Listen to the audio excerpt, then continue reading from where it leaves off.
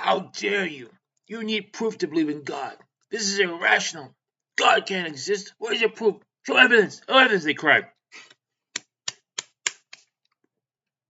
Well, any man or woman who claims there is no God or rejects God is pretty much tacitly admitting to the fact that they believe that you are a conglomerate of cells and atoms that just randomly threw themselves together. Guys, we need to grow up, okay? We need to grow up because this is becoming bullshit.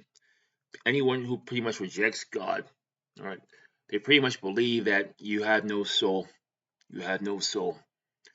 And so, who's to say if you get killed, you get slaughtered, if you die, how can you have any real morality? If they reject God, it means that they believe you don't have a soul. And that means that they think that you're just a biological machine. So, people who reject God, who claim to be proud atheists and militant atheists, these individuals can be very, very dangerous. Keep your distance and stay away from them. Everyone should have a very close, intimate relationship with God, because if they did, then they'll also have a very close, loving, or at least somewhat of a close relationship to everyone. Enough for them to care about everyone, even their worst enemy, because Christ said, "Love your enemy." Nobody should be hating anybody. Nobody should be murdering, stabbing, shooting, killing anybody. But Americans, they have a culture where they celebrate psychopathy. They promote psychopathy, and they have all these violent movies where people are killing Americans, are killing Americans in American environments in brutal, gory ways. That movie like Final Destination, American kids will go on a roller coaster and get murdered in American environments. Americans will watch it, and then, I mean, it's guys. How are these kids supposed to disassociate? You should be trying to stop all of these evil, this wicked, this death, this suffering from happening in real life, but instead you're putting all your energy and making movies about it, glorifying it, promoting it. You know, I can go on and talk about it for a much longer time, but I want to close quickly.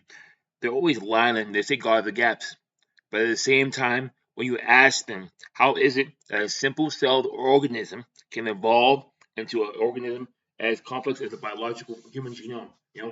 Human Homo sapiens. They won't be able to answer, because that's not how Darwinian evolution works. I can make a whole other video showing that, and there's been books written about it too. But they tricked themselves so badly. It's these European guys. These are European guys. We're all the militant atheists. They also have the most money too, because they know that if they kill God in the minds of the people, then they will be the gods, the de facto gods. You understand?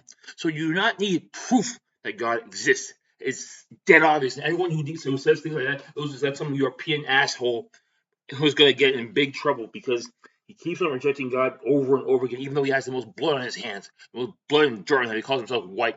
How can you claim to be white, the color of divinity, the color of purity and cleanliness, when you have the dirtiest hands, the most filth, most blood and filth on your hands, the things you've done? So they're always saying, "Oh, you need proof God exists. You need proof. Prove me proof." Don't even bother arguing with these assholes. Just leave them. Goodbye.